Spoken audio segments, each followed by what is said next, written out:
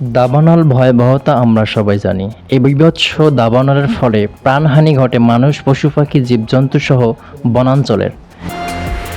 এবার সেই দাবানল নিয়ন্ত্রণে বিজ্ঞানীরা নিয়ে এসেছে নতুন প্রযুক্তির ড্রোন, যা আগুন নিভাতে সাহায্য করবে। বিশ্বজুড়ে বিশেষত ইউরোপ ও আমেরিকার বিভিন্ন দেশে দাবানল বনাঞ্চল ধ্বংস করছে। এই ভয়াবহ বিপর্যয় ঠেকাতে যুক্তরাজ্য কৃত্রিম বুদ্ধিমত্তা এআই নির্ভর 30টি ড্রোনের বহর ব্যবহারের উদ্যোগ নিয়েছে। এসব ড্রোন সম্মিলিতভাবে আকাশে টহল দেবে এবং দাবানল বড় হওয়ার আগেই তা শনাক্ত করে আগুন নিভাতে সক্ষম হবে। মানুষ চালিত ড্রোন ইতিমধ্যেই কিছু ক্ষেত্রে অগ্নি নির্বাপনে ব্যবহার করা হলেও এবারই প্রথম স্বয়ংক্রিয় কৃত্রিম বুদ্ধিমত্তা ব্যবহার করে দাবানল ঠেকানো প্রযুক্তি ব্যবহার করা হচ্ছে।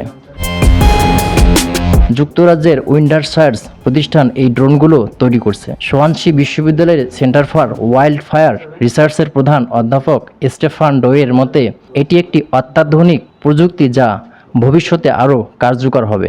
বেলাল হোসেন, প্রজন্ম নিউজ, ঢাকা।